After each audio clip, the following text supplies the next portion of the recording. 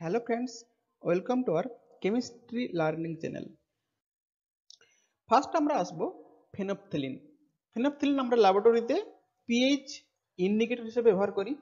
এছাড়া এর কিছু ল্যাক্সেটিভ এফেক্ট আছে, অর্থাৎ কি না জোলাপ খাবারের সঙ্গে মিশিয়ে দিলে ওই যে লুজ মোশন হয়ে যায়, সেই জোলাপ হিসেবেও একসময় ব্যবহার করা হতো, কিন্তু বর্তমানে আর কিছু ব্যবহার করা হয় না। এটা কারণ হচ্ছে কিছু সাসপেক্টেড কার্সিনোজেনিসিটি থাকতে পারে, এই জন্য জোলাপ হিসাবে ফেনপথেলিনকে আর ব্যবহার করা হয় না।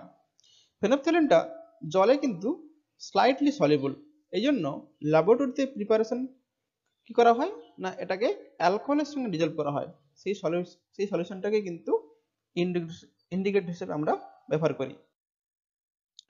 নর্মালি আমরা জানি ল্যাবরেটরিতে ফেনপথেলিন দুটো কালার শো করে, একটা হচ্ছে কি না অ্যাসিডিক মিডিয়ামে কালারলেস আর বেসিক মিডিয়ামে পিঙ্ক, কিন্তু অ্যাকচুয়ালি এ 4 ধরনের কালার শো করতে পারে।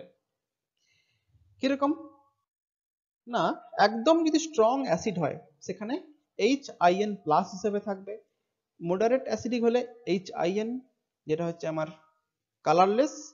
আচ্ছা, এবার যদি বেসিক মিডিয়াম হয় সেটা পিঙ্ক কালার, খুব স্ট্রং বেসিক হয় সেখানেও কিন্তু আবার কালারলেস হয়ে যেতে পারে। এই চারটা আমি দেখাচ্ছি পিএইচ, যে পিএইচ 0 থেকেও যদি কম মানে খুব হাইলি অ্যাসিডিক মিডিয়াম, সেখানে এই যে প্রোটোনেটেড ফর্ম হয়ে গেছে, প্রোটোনেট মানে কি তিনটে রিংই কিন্তু কনজুগেশনে চলে আসছে, এটা হচ্ছে অরেঞ্জ কালার। এরপর পিএইচ 0 থেকে 8.2, এখানে কি মাঝের কার্বনটা sp3 হয়ে গেছে, এখানে কোনো রকম আর কনজুগেশন আসছে না তিনটে রিংয়ের মধ্যে, যার ফলে এটা কি হবে কালারলেস।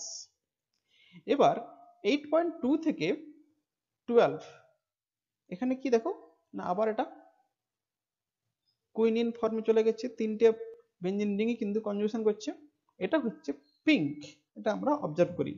কিন্তু যদি স্ট্রংলি বেসিক মিডিয়াম, অর্থাৎ কি একদম পিএইচ 12 এর থেকেও বেশি, তখন কি হবে না আবারও এখানে একটা কেপ ওএইচ ঢুকে গিয়ে মাঝের কার্বনটা sp3 হয়ে যাবে, যার ফলে তিনটে রিংয়ের মধ্যে আর কোনো কনজুগেশন থাকবে না, যার ফলে কি হবে না আবার এটা কালারলেস হয়ে যাবে পিএইচ 12 এর বেশি হলে।